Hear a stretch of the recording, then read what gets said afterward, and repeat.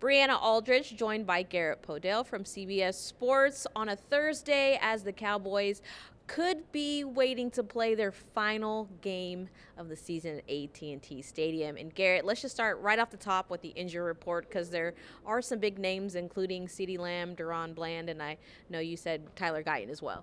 Yeah, I mean, Deron Bland, he's missed practice the last 2 days with a foot injury. And for Cowboys fans, it's a little concerning because after training camp a year ago, he had the stress fracture in his foot that caused him to miss a huge chunk of time. So anytime you see foot next to Bland's name, it's a little concerning. And then CeeDee Lamb, he's missed the last 2 days with an illness, so not sure obviously how severe that is. I think Friday's injury report will be really telling to reveal if he's questionable or if he has no game status. That'll be interesting to follow as well. And then Tyler Guyton, the left tackle, once again still dealing with the ankle injury, and Clayton Adams mentioned today that's kind of been tough to really find some consistent rhythm with him because of the injuries. A pretty long list of injuries for this point in the season. It's kind of normal, really, if you think about it, especially because there's a lot of limited. Those three that you mentioned stick out the most because, as you mentioned, did not practice.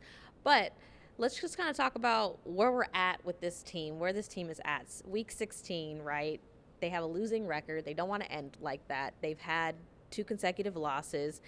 What did you kind of hear or get from Dak talking about this team still has something to play for? I found that pretty interesting because I asked Dak Prescott, do you want to still play these last 3 games when you're essentially eliminated? They have a 1% chance of making the postseason. It would involve the Eagles losing their last 3 games. 2 of those are against the Marcus Mariota-led Washington Commanders, Buffalo Bills being the other one.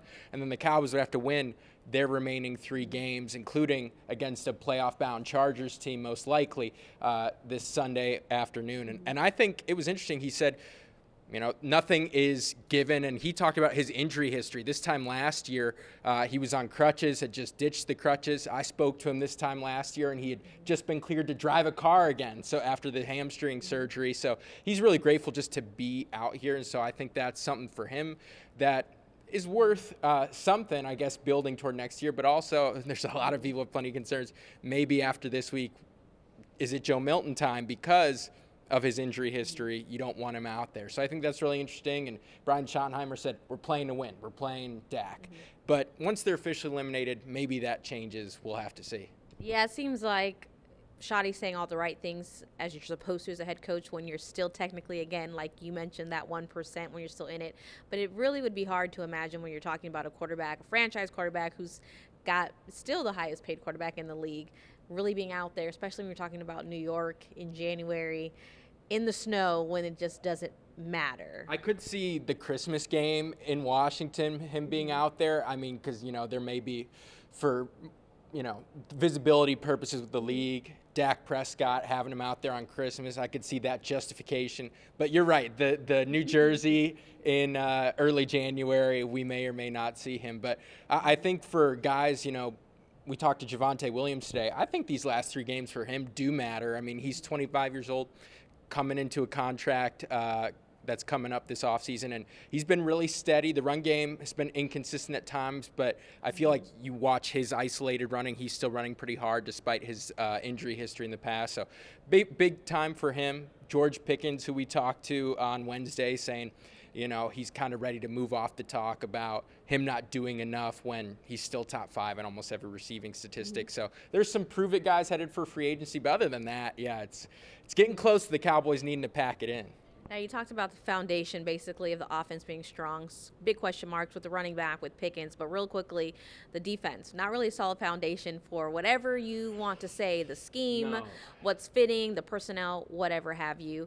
Do you feel like, in your personal opinion, what you've been hearing in the locker room, do you feel like these last 3 games really could impact if Eberflus stays or goes? Like, is that part of the decision, or do you think that the mind is already made up? Well, I mean, Jerry Jones, when he spoke post-game last week, he said, yeah, these last 3 games, they're going to be very informative. And, Matt Eberflus, when he spoke with us this week, saying, yeah, I'm going to move up to the box and watch from up high and call the plays. I mean, that's something that he said he hasn't really done in almost like 17 years when he was a college coach. And so making that type of change, that doesn't feel like a real mutual decision. It seems like that was something Matt Eberflus was told. he's going to do it.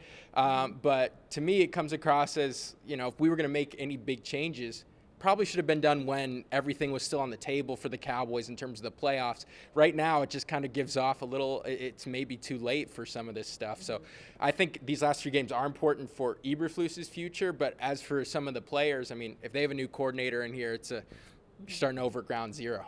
A lot of question marks, players, coaches, and people basically just trying to put something on tape. So if they do have to find a new job next season, but only time will tell, Garrett. Only time will tell. Well, that's going to do it for us here. Briana Aldridge for Garrett Podell.